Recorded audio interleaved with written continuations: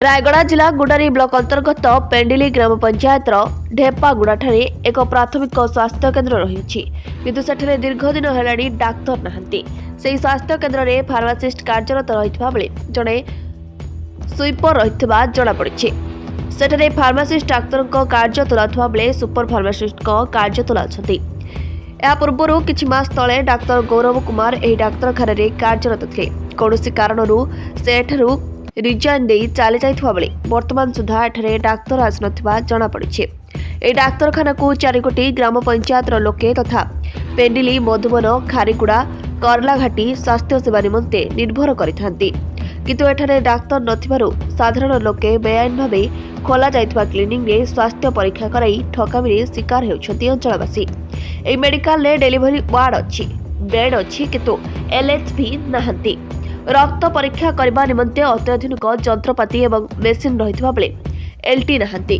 दूर दूरांतरू प्रस्तुति पई आसुथबा मां माने नेटवर्क अभावरू 108 एम्बुलेंस रे आसी पार नथिबारु ऑटो बाइक रे ए मेडिकल को आसंती। किंतु एठरे डाक्तर एलएचपी नथिबा हेतु बाध्य होई गुडारी मेडिकल को रेफर करिथांती।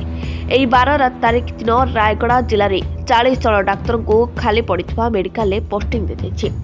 किंतु सेथिरु ढेपागुड़ा मेडिकल रे काहेकि डाक्तर पदवी दिया जाय नाही बोली साधारण रे प्रश्नवाची सृष्टि होइछि। नचेत आगामी दिन में प्रतिवाद करी मेडिकल रे ताला पकाइबाकू बाध्य हेबो बोली अंचलवासी कहिथिले। आसंत सुनिबा ग्रामवासी बा सरपंच कोन कहउछते। नमस्कार, मु श्रीमती रेणुका सबर पेंडली जीपी सरपंच।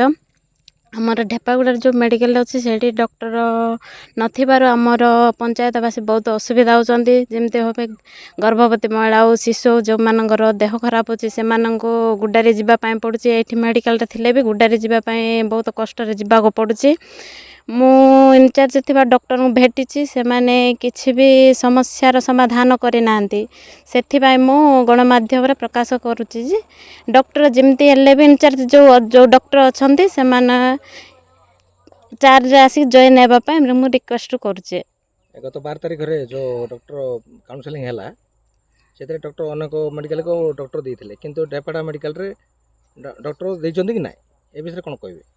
सार जो इनचार्ज रे अच्छी से सार्टा आसुना से भेटी सार से माने आसीना से मुझे अनुरोध करुच्ची जो जो इनचार्ज अच्छा से माने आसिकी मेडिकल रे जॉइन हुंतु आ लोक मानकर सुविधा हम आ लोक मानकर समस्यार समाधान हम।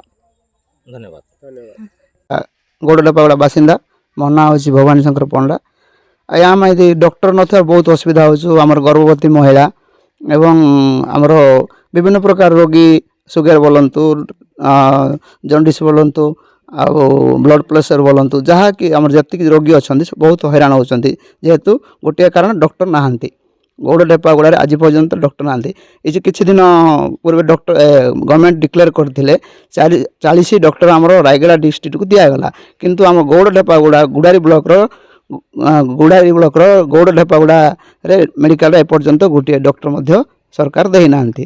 जदि सरकार देना कारण कौन जदि दयापूर्वक आम सरकार को एति अनुरोध करुचु गणमाध्यम द्वारा सरकार को अनुरोध करुचु दयापूर्वक डॉक्टर गोटे पोस्टिंग कले देले आम समस्ते रोगी समस्ते भल रही आम उपकृत हबु।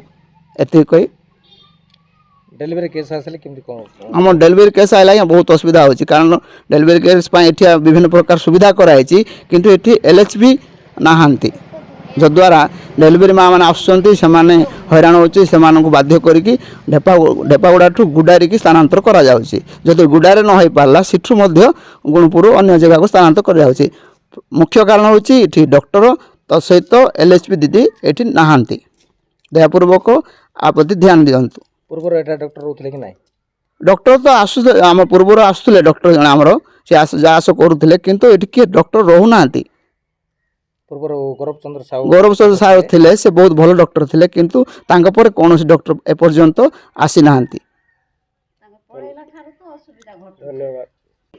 रायगड़ा जिला गुडारी ब्लॉक रू लोकनाथ साहू रिपोर्ट रिपब्लिक ओडिशा।